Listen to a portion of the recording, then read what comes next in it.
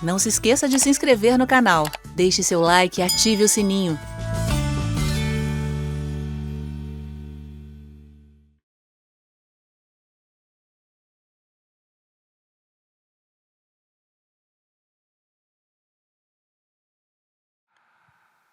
Vamos falar agora do homem lá de 1 Coríntios capítulo 5. Essa passagem, ela é interessante. 1 Coríntios capítulo 5 fala sobre um homem que estava tendo relações sexuais com a mulher do pai dele, né? O que era uma espécie de vanguarda do pecado. Nem o povo do mundo estava fazendo esse tipo de coisa. É o que Paulo registra aqui nesse contexto. E ele, para aproveitar a situação, ele quer dar um exemplo. E há 3 razões pelas quais Paulo vai decidir o que ele vai decidir nesse contexto. 3 razões. Uma é por causa do próprio homem, para que ele não perca a sua salvação, porque ele diz, é melhor que ele seja entregue a Satanás para a destruição da carne, a fim de que o espírito seja salvo no dia de Cristo. 2, porque eles estavam servindo de exemplo do que não fazer para o povo do mundo, né? E o que é que você faz com o sal quando ele perde o sabor? Você vai ser jogado fora. Então, por causa do testemunho da igreja para o povo do mundo, Paulo vai tomar a decisão que ele vai tomar no contexto de 1 Coríntios capítulo 5. E 3, por causa da igreja. Ele vai dizer que se aquilo não for resolvido, se o homem não for punido devidamente, um pouco de fermento leveda toda a massa. Então, há 3 razões pelas quais Paulo vai dizer o que ele diz aqui nesse contexto. Agora, o que é interessante é que Paulo diz assim, olha, eu não estou presente, mas eu vou até ler. Ele diz, versículo 13, na verdade, ainda que ausente em pessoa, mas presente em espírito, já sentenciei, como se estivesse presente, que o autor de tal infâmia seja, em nome de Jesus, entregue a Satanás. Que é isso que ele fala, né? Ele diz, em nome de Jesus, reunidos vós e o meu espírito com o poder de nosso Senhor Jesus Cristo, que ele seja em nome de Jesus entregue a Satanás para a destruição da carne, a fim de que o espírito seja salvo no dia de Cristo. Primeira coisa curiosa que a gente tem que ver aí no texto é que ele diz, vamos entregar ele a Satanás em nome de Jesus. Por que ele diz em nome de Jesus? Porque ele está fazendo uma coisa que o próprio Jesus iria fazer. Quando ele diz, faremos isso em nome de Jesus, é como representantes dele. Temos procuração para que em seu nome possamos agir e tomar decisões. Então, em nome de Jesus, nós fazemos isso. Esse é o significado da frase. Ou seja, é uma coisa que o próprio Deus faria. É um juízo, porque hoje em dia tem muita gente pensando que Deus não mata no Novo Testamento. E as pessoas que falam isso, parece que não entendem bem o próprio Novo Testamento. Quando Paulo diz, faremos isso em nome de Jesus, é porque é uma coisa que o próprio Jesus faria. Essa verdade, ela se repete em todo o texto do Novo Testamento. Você lembra, por exemplo, de 1 Coríntios capítulo 11, quando Paulo, ele diz, eis porque há fracos, doentes e não poucos que dormem. Dorme aí é um eufemismo. Gente, é uma figura de linguagem, ele está falando sobre gente morrendo na igreja de Corinto. Ele diz, eis porque há fracos, doentes e não poucos que morrem. Porque vocês não estão se julgando a si mesmos. Se nos julgássemos, não seríamos julgados. Mas quando julgados, somos disciplinados pelo Senhor para não sermos condenados com o mundo. Então Paulo está explicando claramente que essa fraqueza espiritual, essas enfermidades proliferando dentro da igreja e mortes prematuras, pessoas morrendo com menos de 120 anos, né? Essa morte prematura no povo dentro da igreja era disciplina do Senhor, juízo divino, para que eles não fossem condenados com o mundo. E vocês sabem que a condenação do mundo é o lago que arde com fogo e com enxofre. Então eles estavam morrendo mais cedo para que não morressem mais tarde. Que era melhor morrer fisicamente do que futuramente morrer espiritualmente, né? É melhor morrer mais cedo do que morrer mais tarde.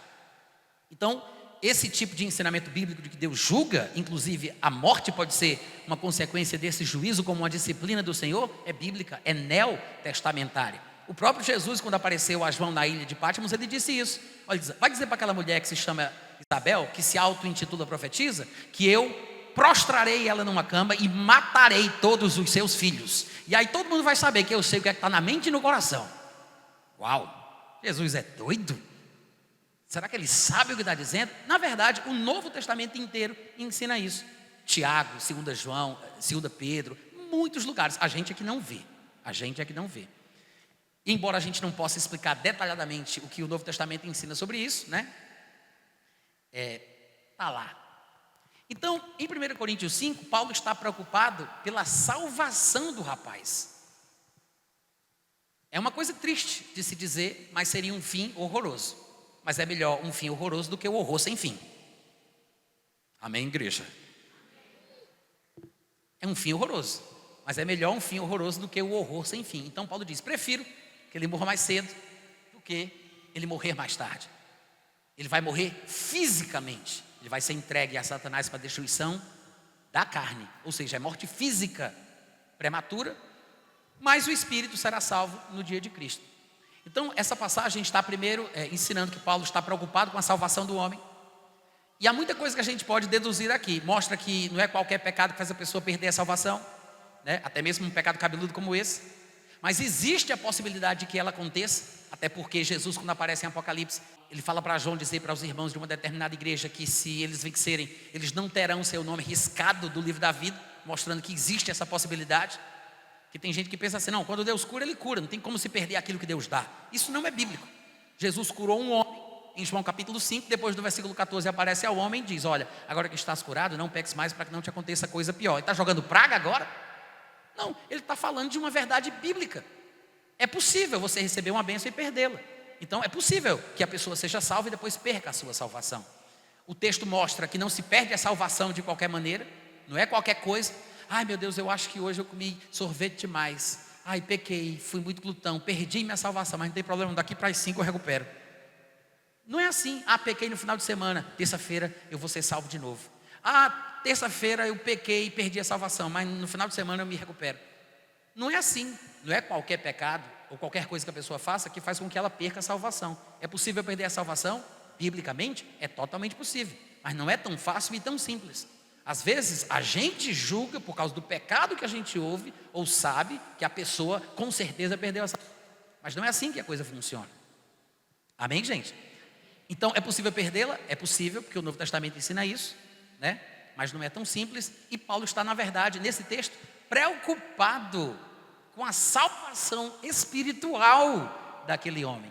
Ele diz, prefiro que ele seja entregue a Satanás em nome de Jesus, para a destruição da sua carne, a fim de que, há um propósito e um objetivo, a fim de que ele seja salvo no dia de Cristo, o seu espírito seja salvo no dia de Cristo. Parece que Paulo acredita que se ele continuar vivo do jeito que ele está vivendo, descendo na banguela do pecado do jeito que ele vai, sem freio, sem limite, vai chegar um ponto na vida dele em que ele vai chutar o pau da barraca, e ele vai negar o nome de Jesus, e vai ter o seu nome riscado do livro da vida. Para o bem dele, Paulo acha melhor que ele morra. Olha que coisa, né? Mas para quem não entende que é possível perder a salvação, eu quero lembrar que a Bíblia diz que a única razão pela qual é possível perdê-la é porque nós ainda não a temos. Isso é uma coisa que pouca gente entende, tá? A salvação que nós experimentamos hoje, nesse tempo da vida, é uma salvação que é experimentada pela fé. Hoje, antes da manifestação da salvação, que está destinada para se manifestar e se revelar no último tempo, como diz a segunda epístola de Pedro, hoje nós a experimentamos pela fé. Somos salvos pela fé, o que significa que ela não está presente, não está disponível. Porque todos os textos que falam da salvação mostram que ela é uma coisa que está destinada a se revelar só no futuro. Até Hebreus 1,14, que a gente cita tanto, lá está escrito que os anjos são espíritos ministradores enviados para servir. Diz que os anjos são espíritos ministradores enviados para servir os que hão de herdar a salvação, mostrando que é uma coisa futura, né? Ela vai se revelar no último tempo. Ela ainda não está totalmente disponível. Hoje a experimentamos pela fé. E a fé é a convicção de um fato que não se vê. É uma coisa que não está disponível, não está presente. É a certeza de uma coisa que eu estou esperando. Isso é fé. Certeza de fatos que não se veem, certeza de coisas que se esperam. Então, se eu sou salvo pela fé, a fé está substituindo a coisa pela qual estou esperando. Então, a salvação não está presente, mas a fé está presente. Então, pela fé, eu sou salvo. Mas a salvação mesmo ainda não se manifestou. Somente quando o nosso corpo for transformado, somente quando o mortal for absorvido pela imortalidade, o corruptível for absorvido pela incorruptibilidade, é que vai se cumprir a palavra que está escrita. Finalmente, tragada foi a morte pela vitória. Aí é a consumação da salvação e é o ponto de irreversibilidade. Daí para frente não se perde mais a salvação. Mas até lá, a gente pode sim chutar o pau da barraca, negar o nome de Jesus e ter o nome riscado do livro da vida. Isso é possível. Não é porque a gente confessou Jesus que somos fantoches ou robôs evangélicos e agora não podemos mais pecar ou negar o nome de Jesus ou perder a salvação, tá? Eu não sei se respondeu a tua pergunta, mas esse texto nos mostra muitas dessas questões aí.